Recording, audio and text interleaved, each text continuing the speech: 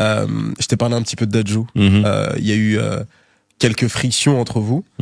Moi, j'ai un petit peu suivi les choses de l'extérieur. Il y a eu quelques interviews où il en a un petit peu parlé. De l'extérieur... Oui, j'allais faire une dingue. T'inquiète. De l'extérieur, on n'a pas énormément d'éléments en réalité. Et l'idée aussi, c'est que tu puisses t'exprimer aussi et nous expliquer un petit peu ce qui s'est passé.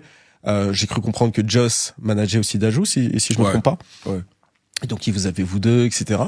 Et ensuite, il y a eu quelques frictions par rapport justement à ton frère. Est-ce que tu peux un peu revenir sur cet épisode-là et aussi nous parler de l'état de ta relation aujourd'hui avec Dadju? Là, la relation avec lui, elle n'en a pas, là. Okay. Là, on n'a pas. Après, oui, c'est dommage.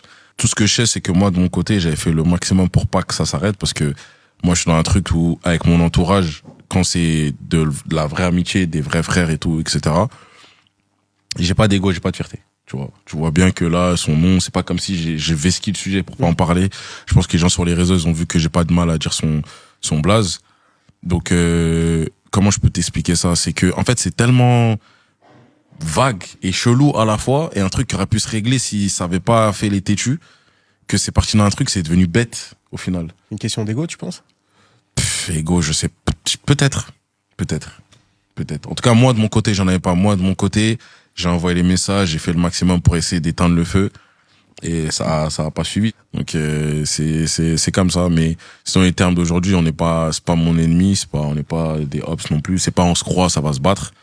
Il y aura rien du tout, c'est juste que vous avez fait vos chemins. Ouais, tu vois, on a fait un festival au Bénin, on était sur la même date, on s'est pas vu.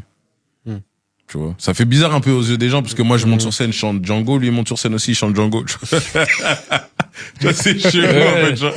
Mais c'est comme ça, frère, que je te dise. Des fois c'est le temps qui... C'est dommage dans le fond, parce que le but, c'est que tout le monde arrive à un bête de trucs. Surtout, en plus, là, on passe à côté d'un projet en commun qui devait se faire depuis 2018, en vrai, tu vois. C'est dingue. C'est dommage, mais bon, que je te dise, frère. Surtout que, au final, vous avez réussi. Enfin, Dadju, il avait déjà un petit peu d'avance là-dessus, mais. Le but, c'était ça, c'est que d'abord, moi, j'arrive aussi à mon pic, à mon prime, et après, on fait le projet ensemble. Le projet en commun, tu vois. Voilà, c'est dommage. Mais j'ai eu l'impression que, justement, après l'après Dadju, il y a eu encore ce truc-là où, quand il y a eu le bif et tout, les gens t'enterraient encore une fois, genre, ah ouais, mais sans Dadju, comment il va faire, etc.